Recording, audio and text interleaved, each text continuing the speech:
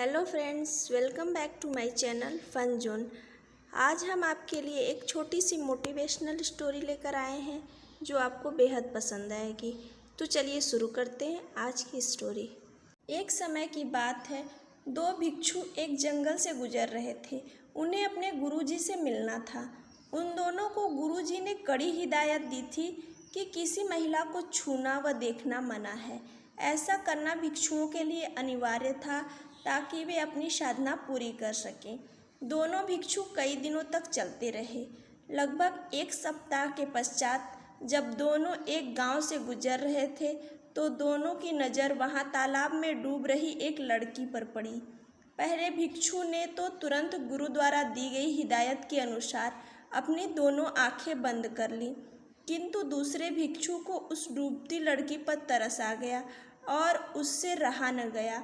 वह झट से तालाब की ओर लपका और पानी में कूद पड़ा। बड़े परिश्रम के बाद वह डूबती लड़की को बाहर लाने में सफल हो गया। लड़की बेहोश थी और अधिक पानी पी जाने के कारण उसे कृत्रिम श्वास की आवश्यकता थी, अन्यथा वह जीवित नहीं बचती।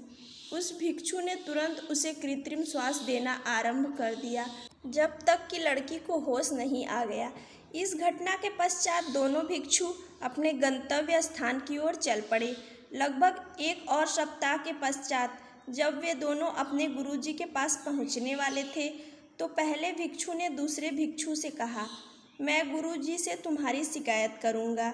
तुमने न केवल एक लड़की को देखा अपितु उसे गोद में भी उठाया, होठों से होठ मिलाकर कृत्रिम श्वास भी दी। तुमने गुरुजी की दी गई हिदायतों का उल्लंघन किया है।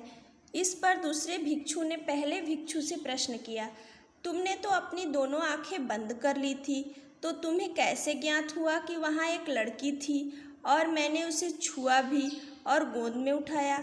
इसका अर्थ तो यही हुआ कि तुमने भी उस लड़की को देखा। दूसरे भिक्षु की बात सुनकर पहला भिक्षु भौंचक्का रह गया। उसे इस बात पर कोई उत्तर नहीं मिल रहा था। कुछ पल बाद दूसरा भिक्षु फिर बोला, पर मित्र, मैंने तो लड़की को छुआ भी और गोद में भी उठाया, किंतु मैंने तो एक सप्ताह पहले उसे वहीं छोड़ दिया था जहां वह मुझे मिली थी, और तुम उसे तब से लेकर अपने जहन में उठाए घूम रहे हो और अपने साथ गुरुजी के पास लेकर जा रहे हो।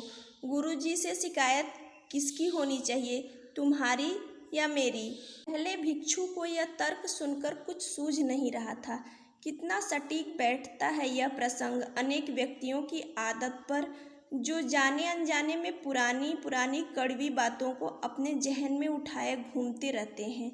जहाँ जाते हैं पुरानी कड़वी बातें अपने साथ ले जाते हैं।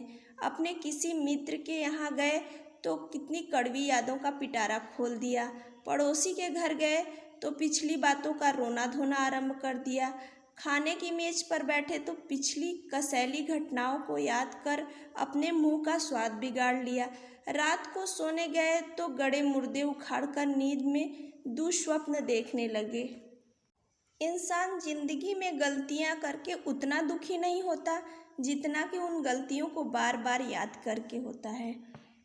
ऐसी ही मोटिवेशनल स्टोरियां सुनने के लिए चैनल को सब्सक्राइब करें और वीडियो को लाइक करें। धन्यवाद।